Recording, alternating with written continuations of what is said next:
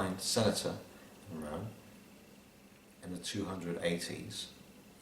In 280, Pyrrhus, the king of Epirus and Macedon, he invaded southern Italy and he defeated the Romans twice in Iraklia, and 279 he defeated them at Asculum.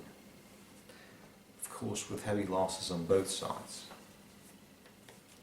And according to our good friend Plutarch, we are told that Appius Claudius did in Rome, for after the Romans had been defeated by Pyrrhus in a great battle, let's see, that's probably Iraklia and Asculum, when he heard that the Senate was admitting proposals for a truce and peace, he found that intolerable, and although he had lost sight of both his eyes, and he was quite old at that, he had himself carried through the forum into the Senate house.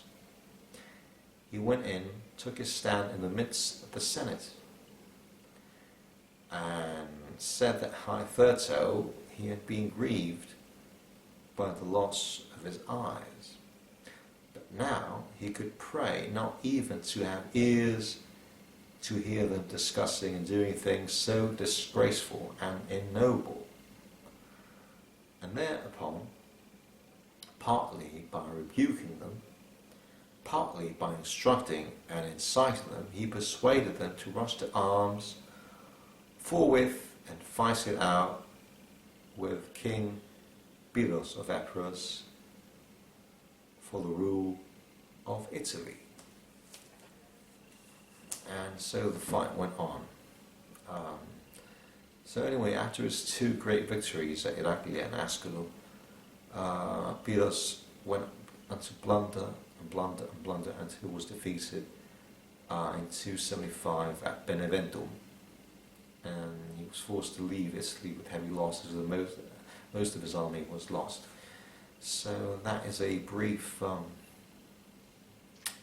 So this is part of one of his moral plays. This is Plutarch on one of his moral essays, and it's called Old Men in Public Affairs.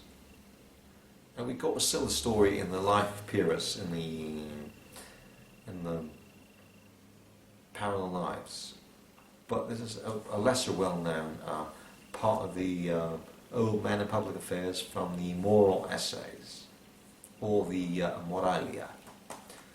So the Romans, the great Roman Republic, was defeated twice by the king of Epirus, Pyrrhus, and Appius Claudius, an old blind man, urged them to fight on and on and on.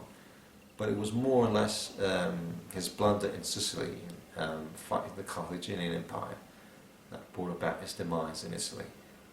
And he did blunder after blunder, and of course at Beneventum it was his mistakes,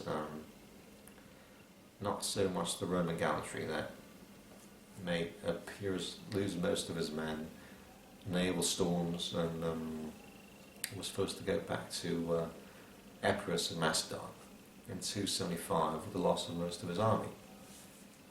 Right, so here we have a brief, I just mentioned an excerpt from the great moral essays of this great philosopher, Plutarch.